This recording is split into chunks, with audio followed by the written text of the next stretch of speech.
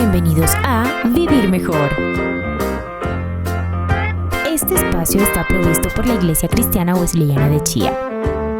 Vivir Mejor es una sección donde se tocarán los temas más relevantes. Este mes, la serie es Preguntas no tan fáciles de responder. Hagamos una trivia. La pregunta es, menciona 2 actos revolucionarios que hizo Jesús para dignificar a la mujer. Escríbenos en los comentarios la respuesta correcta. Hola a todos, muy buenas noches, bienvenidos de nuevo a este espacio llamado Vivir Mejor. Este mes con la serie Preguntas no tan fáciles de responder.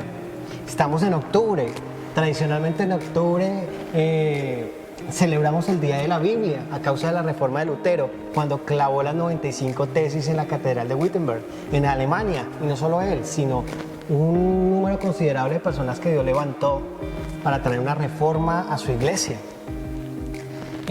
Hace 8 días hablamos del divorcio, no es un tema fácil de tocar. Hoy vamos a hablar acerca del machismo y si la Biblia es un libro machista. Pero realmente la pregunta no sería tanto si la Biblia es un libro machista, sino Jesús fue un hombre machista. Dios es un Dios machista. Porque si hablamos de que la Biblia habla de machismo, sí. La respuesta es sí. La Biblia habla de machismo.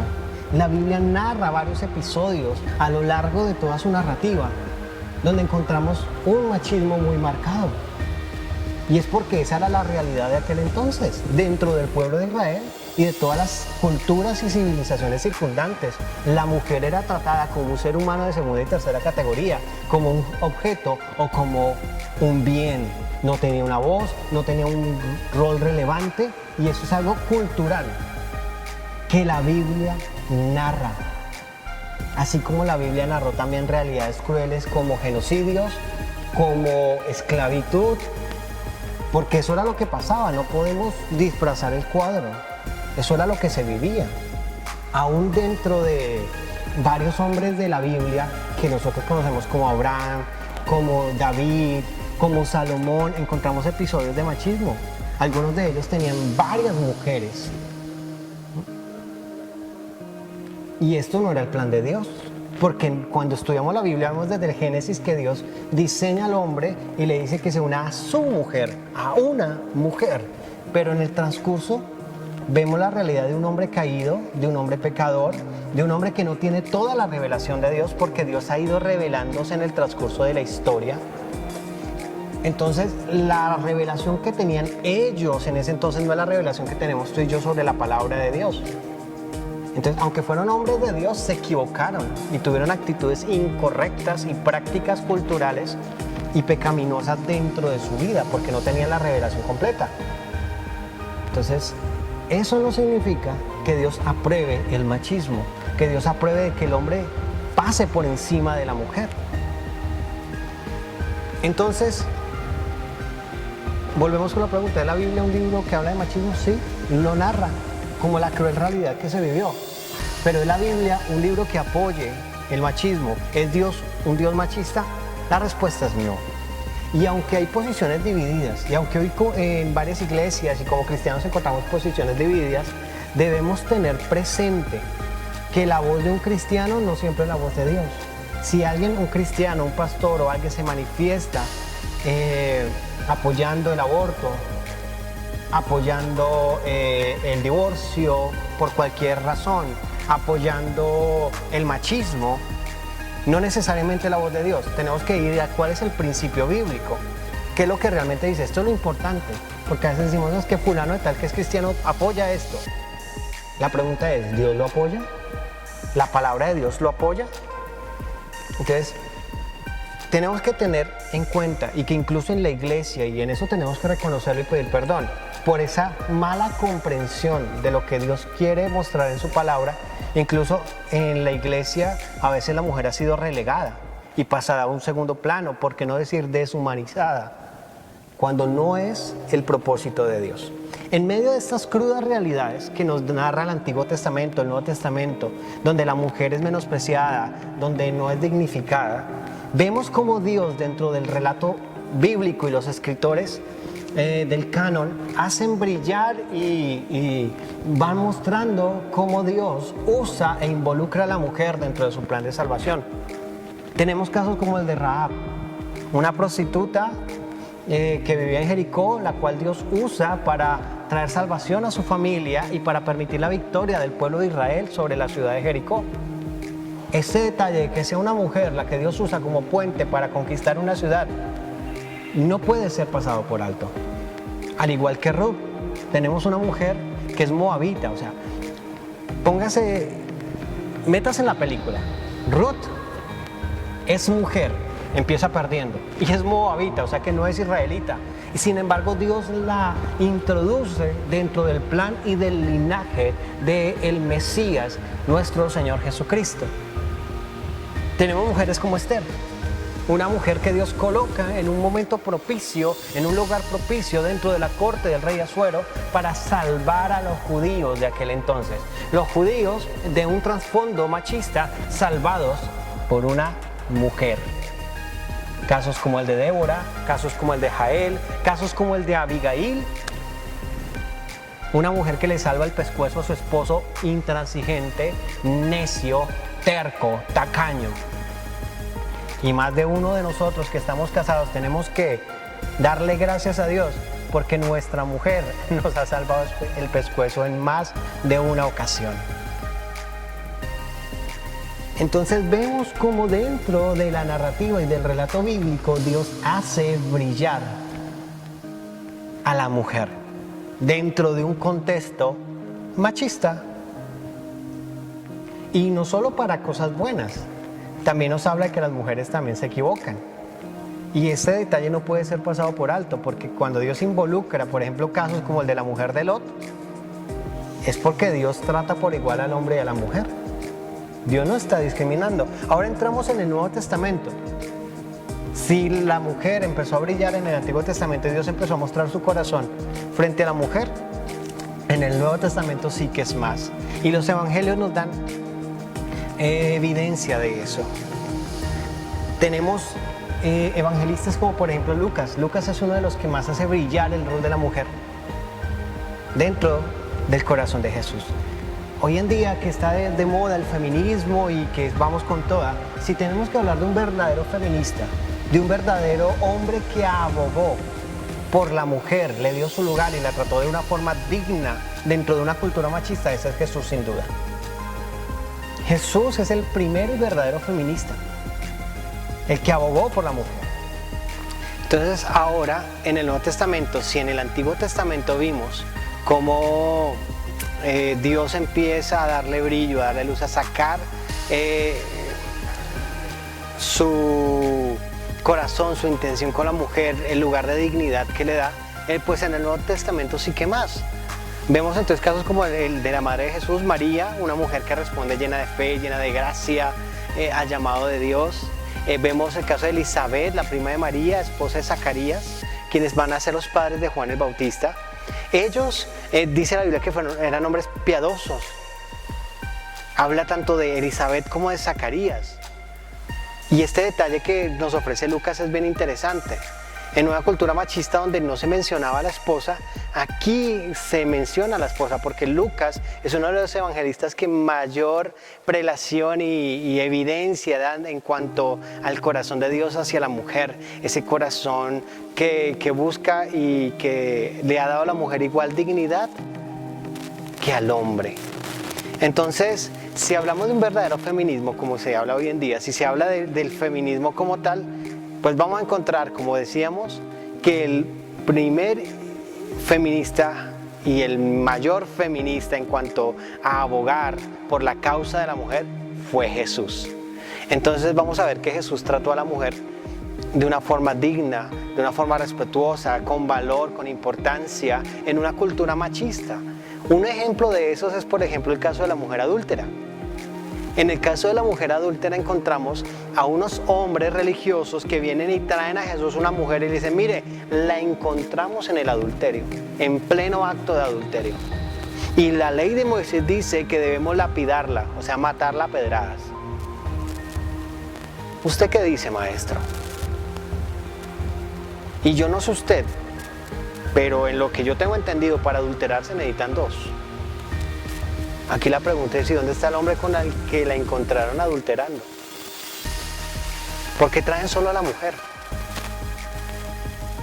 ¿Por qué a la mujer sí hay que lapidarla? ¿Y dónde está el hombre con el que adulteró? Ahí vemos un claro caso de machismo. Y dice: bueno, maestro, ¿qué hacemos? Y Jesús se agacha y empieza a escribir en el suelo. Y empieza todo el mundo. Imagínense esa escena. Está la mujer avergonzada, la acaban de encontrar en un acto de adulterio. La sacan así, la traen delante de Jesús, devastada, llorando. Ahora estos hombres: bueno, Señor, responda, ¿qué hacemos? Ya incluso algunos con la piedra en la mano. Y Jesús le dice: el que esté libre de pecado, que lance la primera piedra. Y uno a uno empiezan a dejar las piedras y se empiezan a ir. Dice que solo quedó la mujer y Jesús. Y Jesús le dice: mujer, ¿dónde están los que te condenaban? Señor, ya no están. Pues yo tampoco te condeno. Vete y no peques más. Así que Jesús no muestra ningún favoritismo frente al género, sino dice: mujer, tú también tienes la oportunidad de recibir la misericordia y gracia de Dios. Vete y no peques más. Así como estos hombres tuvieron misericordia de aquel hombre que adulteró, Jesús muestra misericordia a la mujer, dándole la oportunidad de arrepentirse y de no pecar más. Otro caso que encontramos es el de la samaritana, que va justo a mediodía, en el capítulo 4 de Juan, al pozo de Jacob a sacar agua. ¿Por qué una mujer va en pleno lugar desértico a mediodía a sacar agua? Es el tiempo menos favorable para hacerlo. Porque tenía una condición que la hacía sentirse rechazada y menospreciada en su aldea. Entonces va justo en el momento en que no va a encontrarse a nadie, y justo se encuentra con Jesús. Y Jesús la trata con dignidad, con amor, con respeto, con un interés genuino por ella. Ella, siendo mujer, estando en una condición desfavorable frente a su aldea, y no solo eso, era samaritana, que los judíos discriminaban a los samaritanos, considerándolos personas de una clase indigna, baja. Pero Jesús la trata como trata a otro judío, la trata como trataría a otra persona, y nos da una cátedra de lo que significa amar a las personas, no discriminando. Entonces encontramos eso. No solo eso, Lucas 8 nos habla acerca de que había mujeres que participaban del ministerio de Jesús. Y es interesante que en la mayoría de evangelios señalen a las mujeres como objeto de varios de los milagros de Jesús. Tenemos a la mujer del flujo de sangre, la resurrección de la hija de Lázaro. Tenemos la sanación de la suegra de Pedro. Entonces vemos que el ministerio de Jesús no solo buscaba restaurar a los hombres. El ministerio de Jesús, Él obró entre los enfermos, Él obró entre los marginados, Él obró entre aquellos individuos y personas que en aquel entonces dentro de la cultura se consideraban menos, y para Él fueron su prioridad. Entre ellas estaban las mujeres. Jesús ministró, sanó, y varias de esas mujeres son las que nos habla en Lucas 8, que ministraban junto a Jesús, que viajaban con Jesús, que hacían partícipes de sus bienes a Jesús, incluso participaban de las enseñanzas de Jesús, algo que para su época era totalmente revolucionario, porque los rabinos no le enseñaban a mujeres. Jesús le enseñó a mujeres. Dentro de su séquito de discípulos habían mujeres que eran enseñadas, que eran instruidas y que eran partícipes del servicio que Jesús hacía durante su ministerio aquí en la tierra. Jesús, al resucitar, se le aparece a mujeres.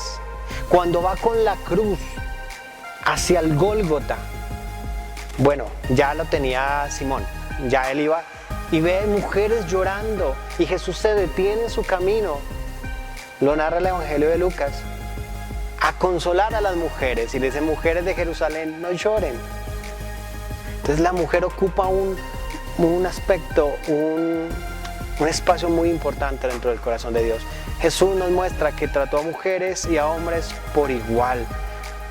Y en las cartas paulinas, en el libro de los Hechos, en la iglesia primitiva, vemos cómo las mujeres fueron una fuerza imparable, importante dentro de la expansión de la iglesia. Tenemos mujeres como Lidia, por ejemplo. Tenemos mujeres como Priscila. Tenemos varias mujeres dentro del relato del Nuevo Testamento que nos muestran que Dios no hace acepción entre unos y otros. Dios no es machista ni feminista. Dios creó seres humanos con igual dignidad, con igual valor, con igual amor, pero que nos ha dado dones distintos. Pero eso no nos hace más ni menos. Dios no creó seres humanos de primera, segunda y tercera categoría. Delante de sus ojos somos iguales. Gálatas capítulo 3 versículo 28 nos dice: ya no hay judío ni griego, no hay esclavo ni libre, ni varón ni mujer, porque todos vosotros sois uno en Cristo. Entonces ya no soy griego ni judío. Ahora en Cristo no hay esas barreras religiosas, no hay esas barreras culturales que nos separen. Los judíos trataban a los griegos como gentiles, personas indignas, paganos, esclavo ni libre. Dios no aprueba la esclavitud. Para Él no hay amos y sirvientes, hay seres humanos. Y dice: no hay varón ni mujer, porque todos sois uno en Cristo. No es que Dios esté omitiendo el género como hoy en día se nos quiere vender. No es que Dios esté diciendo que haya un tercer género. Lo que Dios está diciendo es que delante de sus ojos tenemos igual dignidad y valor y nos ama. Entonces Dios aboga por la mujer y como iglesia tenemos que entender esto. No hay varón, no hay mujer, no hay uno más importante que el otro. Los dos somos hijos y creación de Dios. Déjame orar para finalizar y pidámosle a Dios que nos ayude a quitarnos este vicio del machismo y el feminismo que no le ayuda a la iglesia y nos ayude a tratar con dignidad. Padre, en el nombre de Jesús, yo te doy muchas gracias porque tú nos has hecho dignos, seres maravillosos delante de ti. Tú, Señor Dios, no discriminas por color, por raza, por género. Tú nos amas de la igual manera en Cristo Jesús. Y te pedimos, Señor, perdón si como hombres, Señor, hemos malinterpretado, Señor, tu corazón y hemos incluso usado tu palabra para imponer una cultura machista y opresiva frente a la mujer. Y te pido también, Señor, que seas tú sanando y restaurando el corazón de la mujer, haciéndole entender que es valiosa, que es digna y que es virtuosa, que es importante para ti, porque tú no discriminas, Señor. En el nombre de Jesús te pido que nos ayudes y nos guardes en Cristo. Amén y amén. Bueno, ya para finalizar los esperamos dentro de 8 días. El tema que tocaremos dentro de 8 días es: ¿qué dice la Biblia frente a la vacuna? ¿Nos vacunamos o no nos vacunamos? Y acuérdense de contestar las preguntas de la trivia. El Señor los bendiga y nos vemos dentro de 8 días. Síguenos en nuestras redes sociales, Instagram, Facebook y YouTube. También, si tienes la necesidad de un consejo o una oración, puedes escribirnos a nuestro WhatsApp